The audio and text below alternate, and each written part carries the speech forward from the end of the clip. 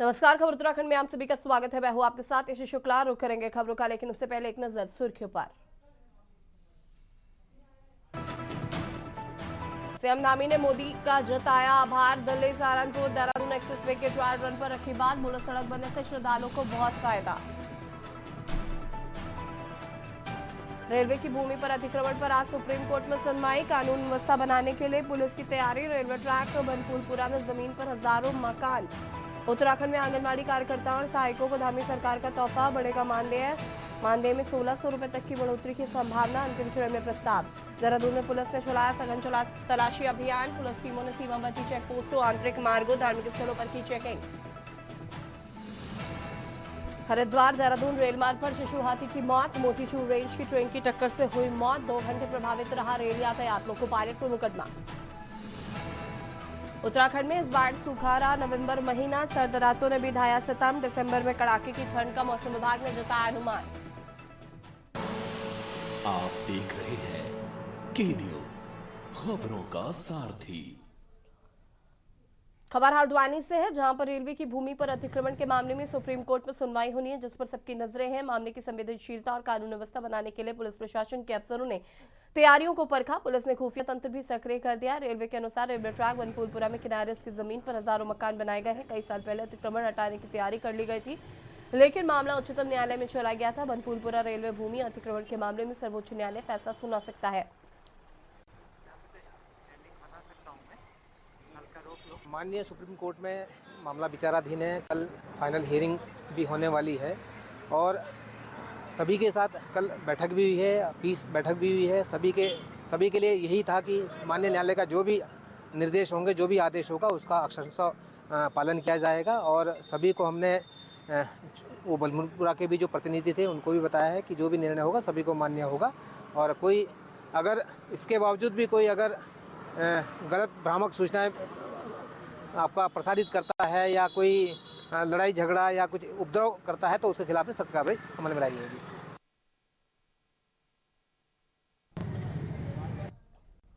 और इसी खबर पर ज्यादा जानकारी के लिए उत्तराखंड ब्यूरो चीफ राजेश वर्मा जी हमारे साथ जुड़ चुके हैं। राजेश जी, क्या कुछ जानकारी है? सुप्रीम कोर्ट ने रेलवे अतिक्रमण मामले पर सुनवाई की। बिल्कुल यशी, देखिए ये सुनवाई जो है वो कल होनी है, क्योंकि ये उच्च न्यायालय का फैसला है और जो है उच्चतम न्यायालय डिसीजन जो है वो संभवतः जो है वो सुना सकता है। क्योंकि देखिए ये मामला जो है हल्द्वानी के बनफूलपुरा का है, जहां पर 29 एकड़ जमीन का जो दावा है वो रेलवे प्रशासन कर रहा है। यानी कि रेलवे की तरफ से ये कहा गया है कि उसकी 29 जो है एकड़ जमीन जो है वो उस पर अतिक्रमण हो रखा है। तो इसका ये जो पूरा मामला है, इसमें लगभग 4,300 कुछ जो है मकान जो है इसमें अभी भी बने हुए हैं, जिसको अतिक्रमण मुक्त कराने के लिए लगातार रेलवे की तरफ से जो है प्रयास किया जा रहा था। और हाल ही में जो है लगभग 2023 और 24 में जो है इस मामले को लेकर के है हाईकोर्ट ने भी डिसीजन जो है वो साफ कर दिया था कि इस जमीन पर जो है रेलवे का अधिकार है। लेकिन कहीं ना कहीं जो वहाँ के लोग हैं बनफूलपुरा के, उन्होंने इस पूरे मामले को जो है वो सुप्रीम कोर्ट में इसकी अर्जी लगाई और इसका निर्णय जो है वो कल सुप्रीम कोर्ट से साफ हो जाएगा कि आखिरकार ये जो 29 एकड़ जो जमीन है रेलवे की, ये वाकई ही रेलवे की जमीन है या फिर जो वहां पर लोग इस समय विस्थापित है उन लोगों की जमीन है। और इन अगर ये डिसीजन आता है तो कहीं ना कहीं जो कई कंट्रोवर्सी जो हो इस प्रदेश में या फिर खासतौर से जो बनफूलपुरा का जो क्षेत्र है वहां पर हल्द्वानी में ना फैले, इसको लेकर के तमाम जो इंतजामात है वो पुलिस प्रशासन की तरफ से किए गए हैं। क्योंकि हाल ही में जो है जब हाईकोर्ट का डिसीजन आया था यही, तो उस समय बड़ा विवाद जो है इस जमीन को लेकर के देखने को मिला था। तमाम राज्यों विपक्षी दल है वो भी इन लोगों के सपोर्ट में जो है वो साफ तौर पर देखने को मिले थे। लेकिन अब ये पूरा मामला जो है वो सुप्रीम कोर्ट में है और सुप्रीम कोर्ट कल जो है इस पे सुनवाई करेगा। यानी कि कुछ बड़ा डिसीजन जो है वो सुप्रीम कोर्ट की तरफ से जो है इस पूरे मामले पर आ सकता है। अब बहरहाल ये देखना होगा, सबकी निगाहें जो है वो सुप्रीम कोर्ट पे अटकी हुई है कि क्या डिसीजन इसमें आता है। और अगर जो अतिक्रमणकारी है या अतिक्रमण में जो इस समय वहां पर मौजूद मकान है, लगभग जैसे मैंने आपको बताया कि 4300 से ज्यादा जो है मकान वहां पर विस्थापित है और बड़ी संख्या में जो है वहां पर आबादी जो है वहां पर है।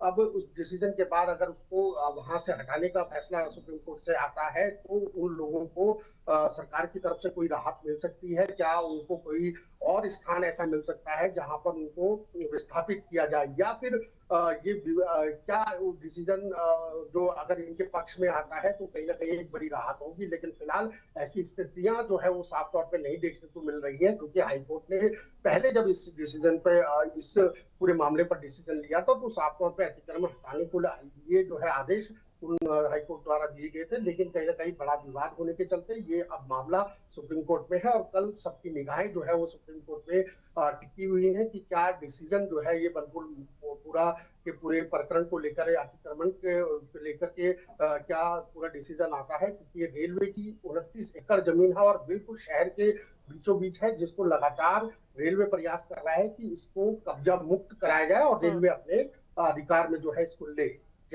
बिल्कुल राजेश जी, अगर बात करें तो जो प्रभावित है उनका क्या कुछ कहना है इस पूरे फिलहाल अभी जब कल सुनवाई होनी है उसको लेकर? देखिए, तमाम जो प्रभावित है जो वहाँ के प्रवासी है, जो इस समय वहां पर वो रुके हुए हैं, जो अतिक्रमण की जद में है, तो उन लोगों को प्रशासन द्वारा अलर्ट किया गया है और उनको समझाया जा रहा है कि देखिए ये डिसीजन जो है वो कोर्ट का है। अगर कोर्ट जो भी डिसीजन इसमें आपके पक्ष में सुनाता है या फिर गैर पक्ष में सुनाता है, तो आपको संयम बरतने की आवश्यकता है। किसी भी तरीके की कॉन्ट्रोवर्सी, किसी भी तरीके का विवाद जो है वो क्षेत्र में ना हो, इसके लिए कड़ी मशक्कत जो है पुलिस प्रशासन द्वारा की गई है, ताकि किसी भी तरीके की जो हालात है वहां पर ना बिगड़े। क्योंकि हाल ही में जो इस हाईकोर्ट का जब डिसीजन आया था यशी, तो उस समय बड़ा विवाद जो है बिल्कुल। वो सड़कों पर देखने को मिला था, और यही बात है कि प्रशासन ने अपनी कमर कस ली है। कल तक का इंतजार है, आखिरकार सुप्रीम कोर्ट क्या इस पे डिसीजन सुनाती है, तो उसके बाद ही जो तस्वीरें हैं वो साफ हो पाएंगी। बिल्कुल, शुक्रिया आपका राजेश जी जानकारी साझा करने के लिए। और बता दें कि सुनवाई वाले दिन क्षेत्र पर पहरा रहेगा। सुप्रीम कोर्ट पे रेलवे अतिक्रमण पर कल सुनवाई होगी।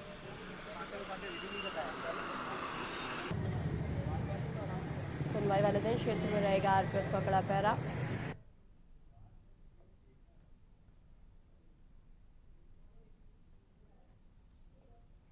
खबर देहरादून से है, जहां पर जन सुरक्षा के लिए एसएसपी के निर्देश पर पुलिस ने तड़के पूरे जिले में आकस्मिक सघन चेकिंग अभियान चलाया।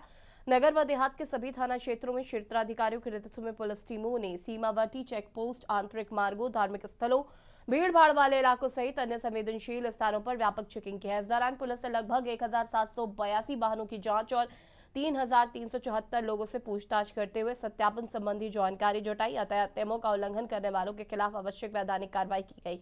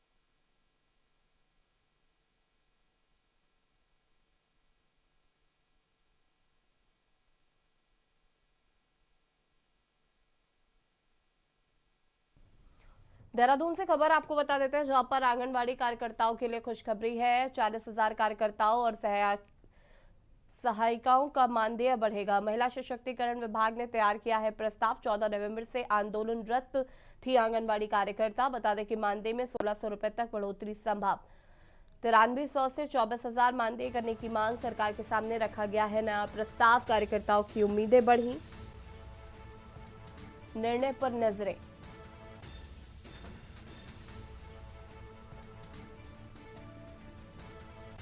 महिला सशक्तिकरण विभाग ने तैयार किया है प्रस्ताव।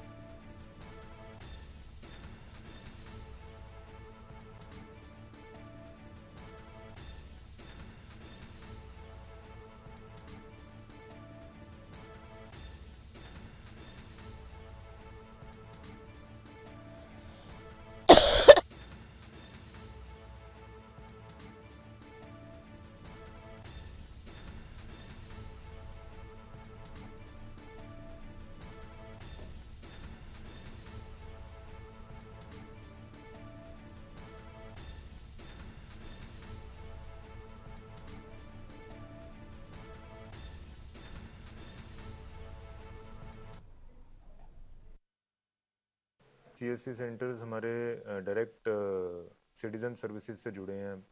आम जनमानस का उससे सीधा सरोकार है, और यदि वहाँ पे कोई भी फॉर्जरी की जा रही है, कोई भी फ्रॉडुलेंट वे से रिपोर्ट्स लगाई जा रही हैं, तो जो जेन्युइन हमारे लाभ हैं, स्कीम्स और डिपार्टमेंट्स के थ्रू जो हम सब्सिडीज़ देते हैं, धनराशि अंतरण करते हैं, या अन्य कई इनडायरेक्ट लाभ मिलते हैं, वो डाइवर्ट होते हैं।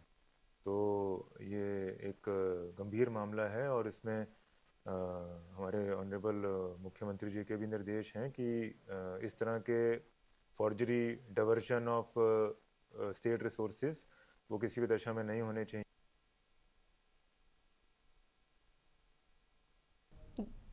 देहरादून से खबर जहां पर रंजन कुमार मिश्र बने वन विभाग के नए मुखिया। 1993 बैच के IFS अधिकारी हैं मिश्रा। शासन ने नियुक्ति आदेश जारी किए हैं, जल्द ही संभालेंगे PCCF का पदभार। समेत सेना के सेवानिवृत्त होने के बाद नियुक्ति की गई है। रंजन कुमार मिश्रा बने वन विभाग के नए मुखिया।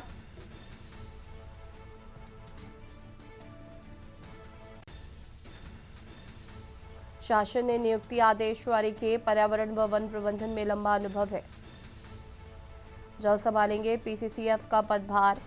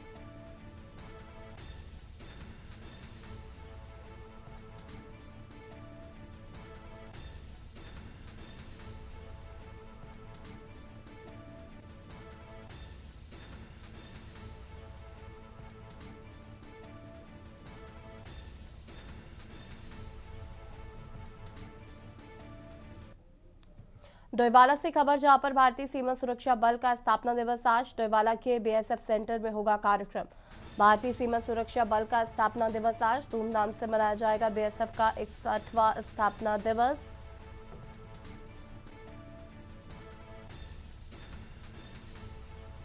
भारतीय सीमा सुरक्षा बल का स्थापना दिवस धूमधाम से मनाया जाएगा। BSF का 61वां स्थापना दिवस।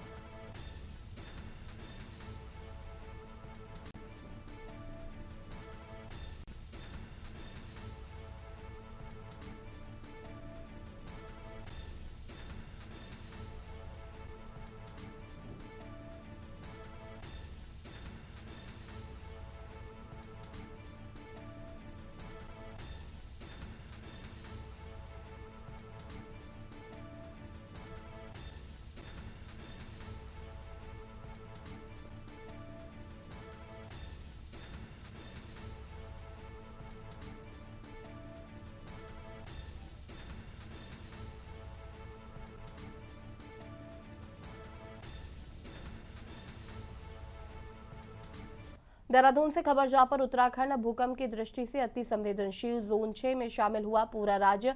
बता दें कि सभी हिमालयी राज्यों को रखा गया है जोन 6 में। निर्माण कार्यों में अधिक सजगता की जरूरत है। भारतीय मानक ब्यूरो ने जारी किया नया मानचित्र। 2016 के बाद 9 वर्ष में नया क्षेत्रीकरण। अब उत्तराखंड में भी जम्मू कश्मीर जैसा खतरा।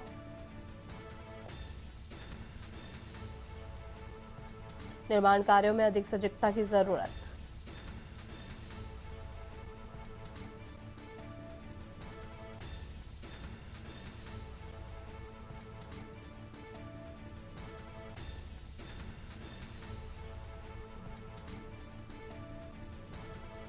अब उत्तराखंड में भी जम्मू कश्मीर जैसा खतरा।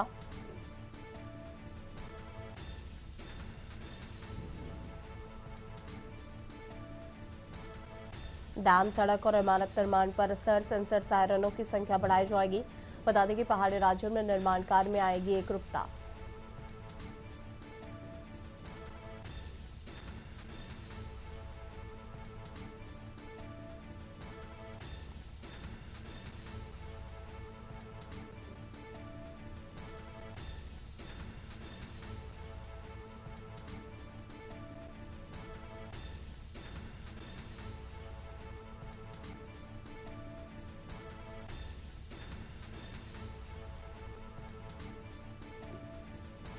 सभी हिमालय राज्यों को रखा गया जोन 6 में। निर्माण कार्यों में अधिक सजगता की जरूरत।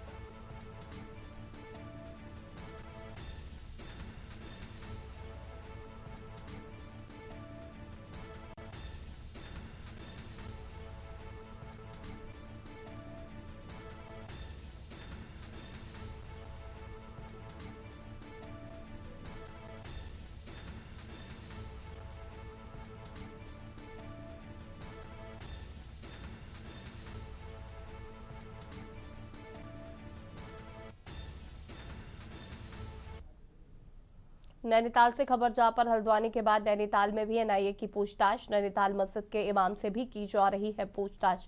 बता दें कि दिल्ली बम धमाके से भी जुड़े हो सकते हैं तार। नैनीताल में भी संदिग्धों से पूछताछ की जा रही है। मामले में अभी और भी गिरफ्तारियों की संभावना है।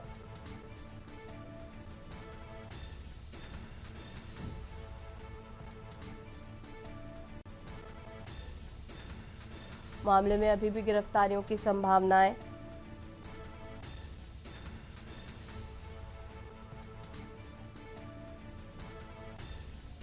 हल्द्वानी के बाद नैनीताल में भी एनआईए की रेड।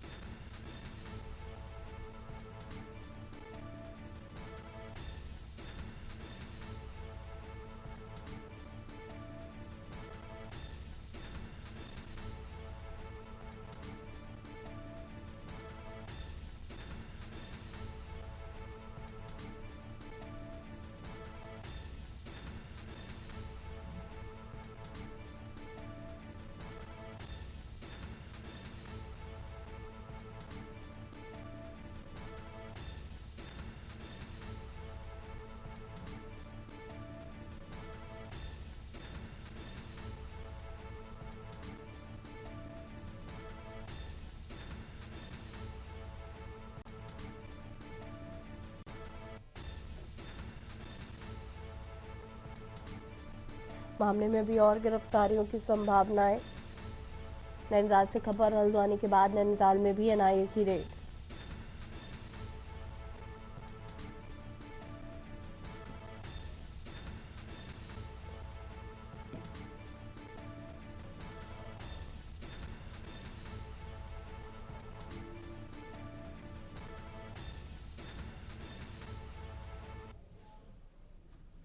डोईवाला से खबर जहां पर गरुड़ ग्राम पंचायत में बहुउद्देशीय शिविर डीएम देहरादून की अध्यक्षता में कार्यक्रम, जिला स्तरीय अधिकारियों की सक्रिय भागीदारी। बता दें कि ग्राम प्रधान स्वीटी रावत की अपील, क्षेत्रीय लोगों को शिविर में शामिल होने का आग्रह किया है।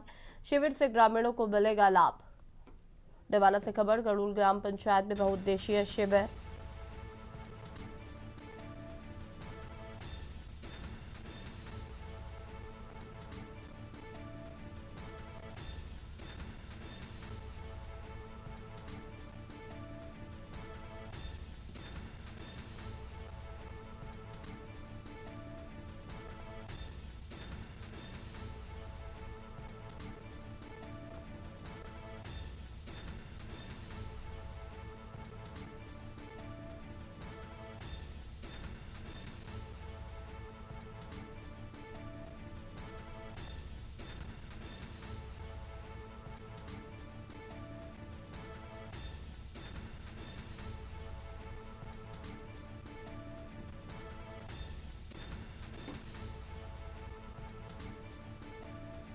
डोईवाला से खबर, जहां पर गन्ना कृषक स्कूल को बदनाम करने की साजिश, प्रिंसिपल पर लगाए गए झूठे आरोप। बता दें कि झूठी खबरों से स्कूल की गरिमा को ठेस, खंड शिक्षा अधिकारी की जांच में हुआ खुलासा। छात्राओं से उठक बैठक कराने की खबर निकली फर्जी, तथा कथित पत्रकार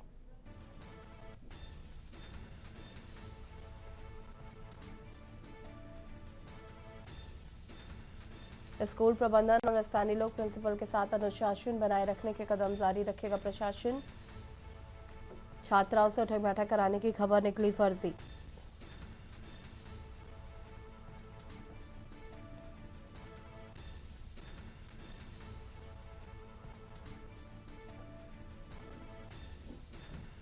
स्कूल प्रबंधन और स्थानीय लोग प्रिंसिपल के साथ अनुशासन बनाए रखने के कदम जारी रखेगा प्रशासन।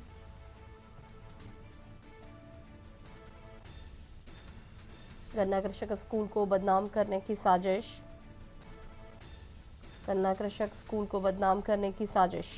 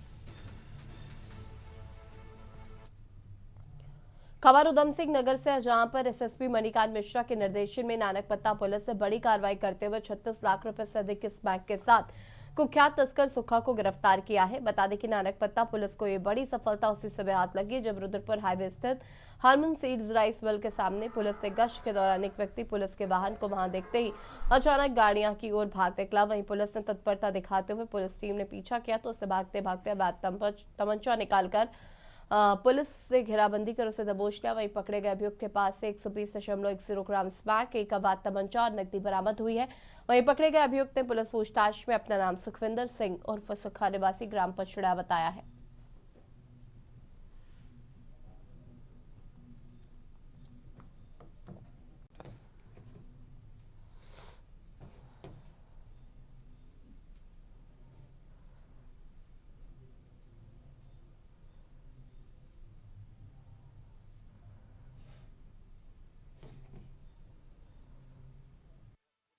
माननीय मुख्यमंत्री श्री पुष्कर सिंह धामी महोदय के नशा मुक्त देवभूमि अभियान के तहत उधम सिंह नगर पुलिस लगातार सख्त कार्रवाई कर रही है। नानकमत्ता पुलिस ने 36 लाख रुपए से अधिक कीमत की 120 ग्राम स्मैक के साथ कुख्यात नशा तस्कर सुखविंदर उर्फ सुखा को गिरफ्तार किया है। यह एनडीपीएस और आर्म्स एक्ट के कई मामलों में वांछित था और लंबे समय से फरार चल रहा था। गश्त के दौरान इसकी संदिग्ध हरकत देखने पर पुलिस ने तुरंत घेराबंदी की और उसे अवैध तमंचे और स्मैक के साथ पकड़ लिया।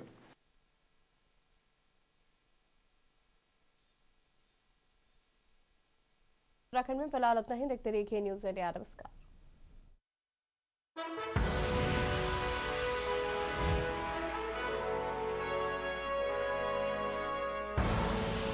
आप देख रहे हैं के न्यूज़, खबरों का